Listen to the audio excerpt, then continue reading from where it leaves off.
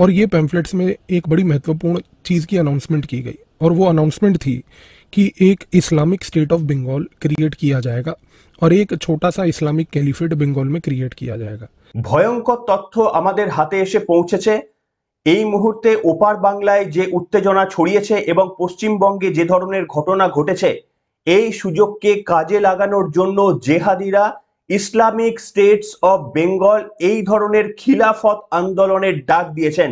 এবং শুধু ডাক দেওয়াই নয়, আপনারা জানেন যে কিছুদিন আগে আমাদের এনএসএ অজিত ডোভাল তিনি ভিজিট করেছিলেন পশ্চিমবঙ্গে। হঠাৎ করে তিনি উড়ে এসেছিলেন, কিন্তু কেন তিনি পশ্চিমবঙ্গে এসেছিলেন, কোন কোন বিষয়ে আলোচনা হয়েছিল, কোন সংবাদ মাধ্যমকে কি ছাপতে দেখেছেন, কেন তিনি পশ্চিমবঙ্গে এসেছিলেন, কি গোপন আলোচনার জন্য তিনি পশ্চিমবঙ্গে এসেছিলেন, তা নিয়ে যে সমস্ত খবরগুলো আমাদের কাছে এসেছে, সেই অজিত ডোভাল নাকি এমন কিছু বিপদের সংকেত পেয়েছেন, সেই কারণেই হঠাৎ করেই তাকে তড়িঘড়ি পশ্চিমবঙ্গের মধ্যে চলে আসতে হয়েছিল গুরুত্বপূর্ণ কিছু বৈঠকের জন্য।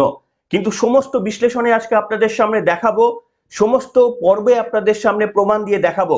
কিন্তু তার আগে যে বক্তব্যটি দেখিয়ে আপনাদের সামনে শুরু করব, সেটা হচ্ছে বিরোধী দলনেতা শুভেন্দু অধিকারীর একটি বক্তব্য।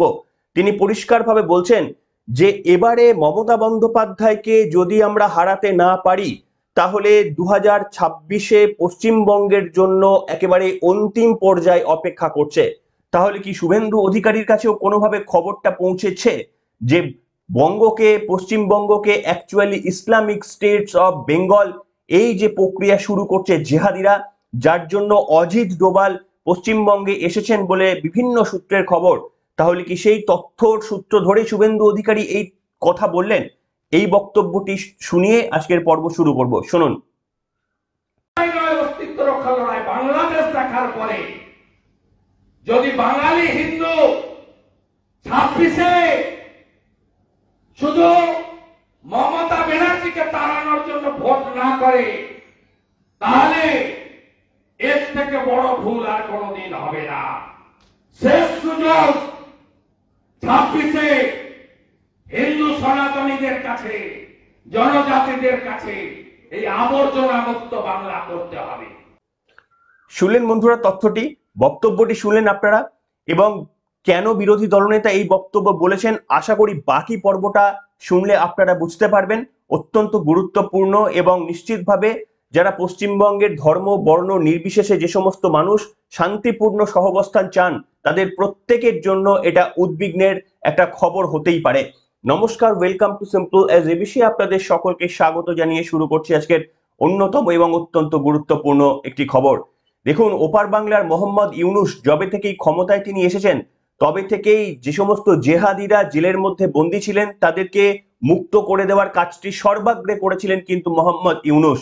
এবং জেল মুক্তির পরেই এরকম বিভিন্ন জেহাদি নেতারা রয়ে গিয়েছেন যারা পশ্চিমবঙ্গে তাদের জেহাদি কার্যকলাপ চালান।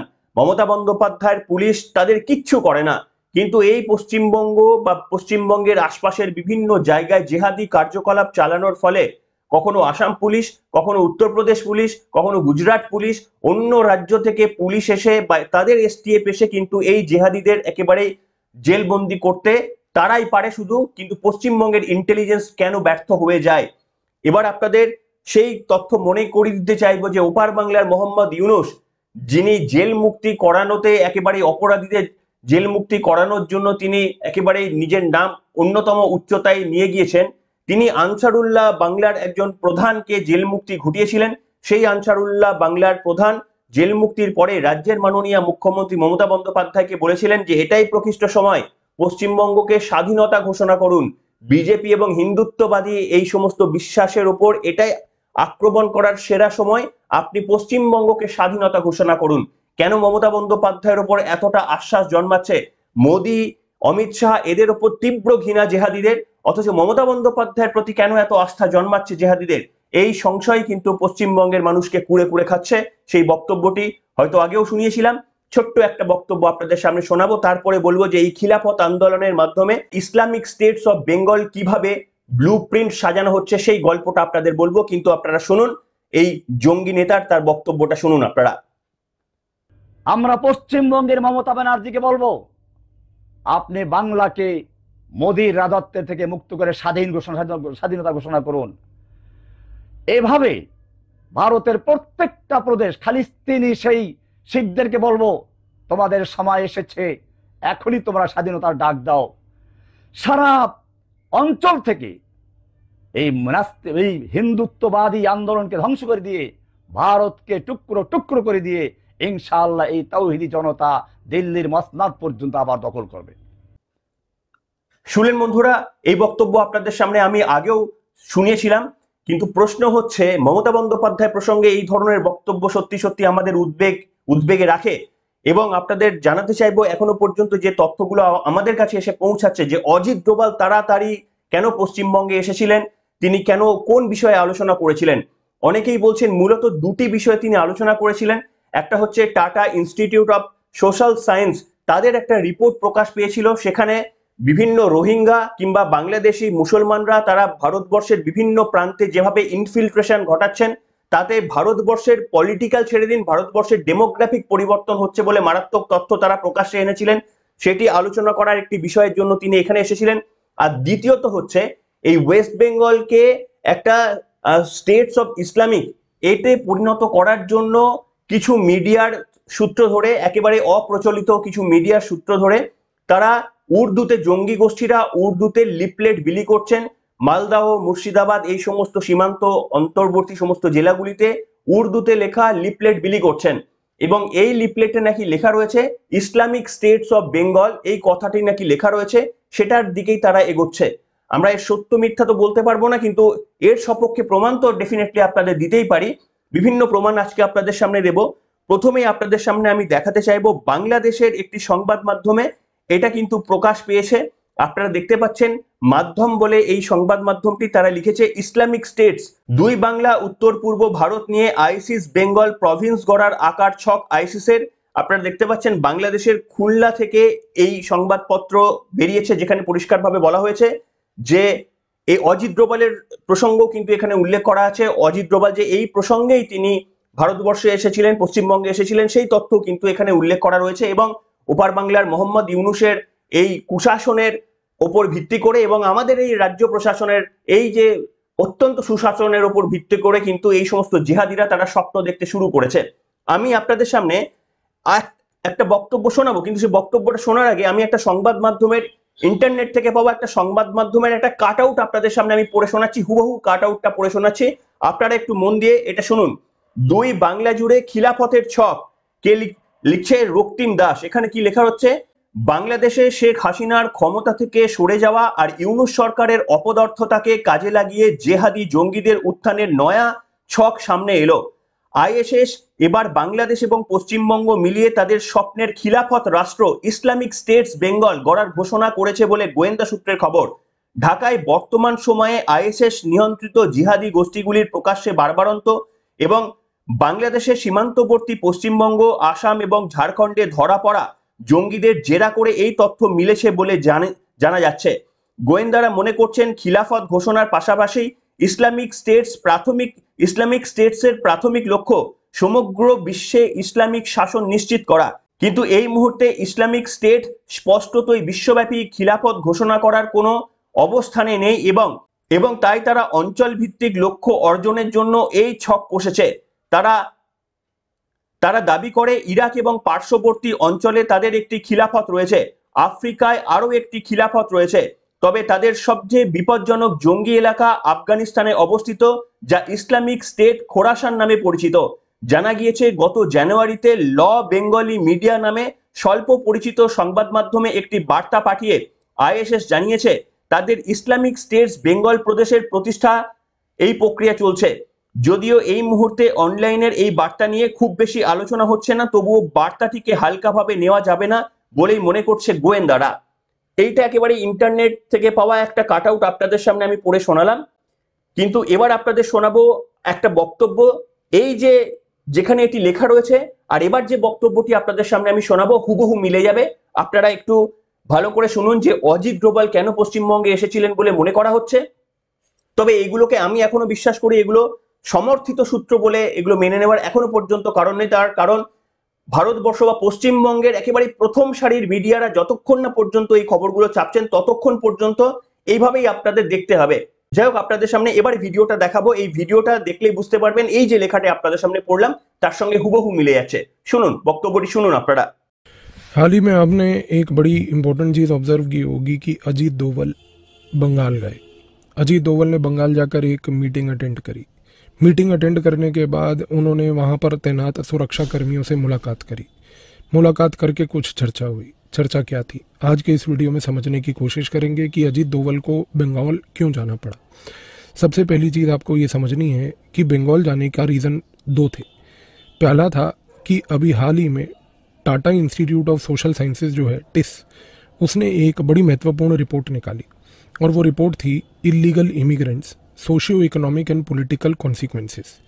इस रिपोर्ट के तहत ये बात बताई गई कि किस प्रकार से जो आज की डेट में भारत के अंदर इलीगली आए हुए घुसपैठी हैं, खास करके जो बांग्लादेशी हैं, उन्होंने किस प्रकार से भारत की आर्थिक, भारत के पॉलिटिकल लेवल पे और भारत की सोशल लेवल पर जो कम्युनल हार्मनी है उसको पहली बात तो डिस्टर्ब किया हुआ है। दूसरी सबसे बड़ी बात कि यहाँ पर अजीत डोवल का दूसरा महत्वपूर्ण रीज़न जो बेसिकली था बंगाल जाने का, वो ये था कि एक बड़ा इम्पोर्टेंट मीडिया आउटलेट है जिसको भारत की इंटेलिजेंस ब्यूरो बड़े लंबे समय से ऑब्जर्व कर रही है, और ये मीडिया आउटलेट का नाम है अल बंगाली मीडिया। ये आज की डेट में ऑपरेट करता है बेसिकली मालदा मुर्शिदाबाद के इलाके से। इन्होंने वहाँ पर उर्दू के अंदर लिखे हुए कुछ पैम्फलेट्स जारी किए जो भारत की इंटेलिजेंस ब्यूरो ने वहाँ पर जाकर पकड़े, और ये पैम्फलेट्स में एक बड़ी महत्वपूर्ण चीज़ की अनाउंसमेंट की गई, और वो अनाउंसमेंट थी कि एक Islamic state of Bengal create किया जाएगा और एक छोटा सा इस्लामिक कैलिफेट बंगाल में क्रिएट किया जाएगा। ये दोनों चीज़ों का इतना महत्व था कि अजीत डोवल को जाकर वहाँ पर इंटेलिजेंस ब्यूरो के जो जितने भी स्टेशन चीफ्स थे और बाकी जितने भी अधिकारी जो सेंट्रल लेवल की तरफ से डिप्यूटेड है, उनसे जाकर मुलाकात करके एक मीटिंग करने की आवश्यकता हुई। अब यहाँ पर एक चीज़ समझने की चीज़ बड़ी इंपॉर्टेंट है, इस्लामिक स्टेट का एक कैलिफेट बंगाल में क्या क्रिएट किया जा सकता है, नहीं किया जा सकता, इस चीज के ऊपर हम कैसे समझने की कोशिश करें। শুনলেন বন্ধুরা, এই বক্তব্য যদি সত্যি হয় তাহলে শুভেন্দু অধিকারীর বলা ওই সতর্ক বাণী যে 2026-এ যদি পশ্চিমবঙ্গের মানুষ আরো একবার ভুল করে তাহলে কিন্তু এর দাম কোনো মূল্যে চোকানো সম্ভব হবে না। এবার আপনাকে সিদ্ধান্ত নিতে হবে যে আপনি বিরোধী দলনেতার এই বক্তব্য বিশ্বাস করবেন, সংবাদ মাধ্যমে এই অসমর্থিত সূত্রে পাওয়া এই খবরগুলোর উপর বিশ্বাস করবেন, নাকি আপনারা মনে করবেন যে না ঠিকই আছে, মমতা বন্দ্যোপাধ্যায়ের নেতৃত্বে সুশাসন আমাদের রাজ্যে প্রতিষ্ঠা হয়েছে, সত্যি সত্যি দুর্নীতি মুক্ত একটা রাজ্য পশ্চিমবঙ্গে গড়ে তুলেছেন মমতা বন্দ্যোপাধ্যায়, যেখানে চাকরি, শিল্প একেবারে দুর্দান্ত একটা সুযোগ আগামী প্রজন্মের জন্য। এমনকি এই যে ধর্মান্ধ রাজনীতির অভিযোগ তোলেন বিজেপির বিরুদ্ধে, কিন্তু তিনি একটা ধর্মনিরপেক্ষ রাজ্য পরিচালনা করতে সম্ভব হচ্ছেন। যদি সত্যি আপনারা এগুলো মনে করেন তাহলে নির্দ্বিধায় দ্বিতীয় কোনো চিন্তা না করে এবারও একেবারেই সর্বাগ্রে নির্বাচনের লাইনে দাঁড়িয়ে মমতা বন্দ্যোপাধ্যায় বা তার মনোনীত প্রার্থী যেখানে যেখানে রয়েছে সেখানে গিয়ে বাটনটা প্রেস করে ভোটে জিতিয়ে দিতে পারেন, তার কারণ সেই গণতান্ত্রিক অধিকারই আমাদের সংবিধান দিয়েছে। কিন্তু আমার প্রশ্ন হচ্ছে, এই সমস্ত তথ্যগুলোর যদি কোনো রকমের সারবত্তা থেকে থাকে, যদি আপনাদের কখনো মনে হয় যে এই পার্টটা পশ্চিমবঙ্গে এত এই ধরনের বিষময় রাজনীতি আমরা কখনো দেখিনি, মমতা বন্দ্যোপাধ্যায় তৃণমূল কংগ্রেসের নেতৃত্বদের বা তৃণমূল কংগ্রেসের সংখ্যালঘু বিভিন্ন নেতামন্ত্রীদের বিভিন্ন বক্তব্য আসার পরও মমতা বন্দ্যোপাধ্যায় তাদেরকে একেবারে প্রকাশ্যে কখনো শাসন করতে আমরা দেখিনি, যেখানে ফিরহাদ হাকিম বলেছিলেন যে এমন একদিন সময় আসবে যেখানে আমরা আর সংখ্যালঘু থাকবো না, আমরা সংখ্যাগুরুর থেকেও সংখ্যাগুরু হয়ে যাব, কিংবা তিনি বলেছিলেন যে এমন একটা সময় আসবে পশ্চিমবঙ্গের 50% মানুষ উর্দুতে কথা বলবেন, কিংবা এই ধরনের অজস্র করা তার মন্তব্যগুলো রাজ্যের মাননীয় মুখ্যমন্ত্রীকে কখনো প্রকাশ্যে তার সমালোচনা করতে দেখিনি। অথচ বিরোধী দলনেতা শুভেন্দু অধিকারী যে বক্তব্য বলেছেন সেটাকে আমরা সমর্থন করি না, ডেফিনেটলি করি না, কিন্তু সেই বক্তব্যের নিন্দা প্রস্তাব আনার জন্য মুখ্যমন্ত্রী তড়িঘড়ি বিধানসভায় ছুটলেন। যে বক্তব্য শুভেন্দু অধিকারী বিধানসভার মধ্যে করেননি, তার কারণ তিনি এই মুহূর্তে সাসপেন্ডেড, সেই একটি বক্তব্যকে কত বড় হাতিয়ার করে মুখ্যমন্ত্রী চলে গেলেন। এই ঘটনাগুলো বিচার করে আমরা কি সেন্সিটিভিটি বুঝতে পারছি না যে মমতা বন্দ্যোপাধ্যায়ের প্রশাসন ঠিক কোন বিষয়ে বেশি সেন্সিটিভ আর কোন বিষয়টাকে তারা একটু ইগনোর করে চলার চেষ্টা করছেন? কিন্তু এই রকম যদি প্রশাসন তারা দেন তাহলে যারা এই সমস্ত জেহাদি কার্যকলাপ করার জন্য জমি খুঁজছেন তাদেরই কি তো জমি পাইয়ে দেওয়ার ব্যবস্থা করা হচ্ছে। জানি না আমাদের এই প্রশাসন যদি 2026-এও ক্ষমতায় চলে আসেন, এবং আসার সম্ভাবনাই বেশি এখনো পর্যন্ত, কাকতালীয় বা কোনো বড় কোনো ঘটনা না ঘটলে, কিন্তু সেই পরিবর্তন আসার পরে মমতা বন্দ্যোপাধ্যায়ের প্রশাসন শুধরে যাবে নাকি আগে থেকেই তারা শোধরানোর কোনো চেষ্টা করবে, এটাই এখন লাখ টাকার প্রশ্ন। কি বলবেন, আপনারা কি মনে করছেন এই প্রসঙ্গে? আপনাদের মন্তব্য লিখে জানাতে পারেন। এখনকার মতো এখানে শেষ করলাম।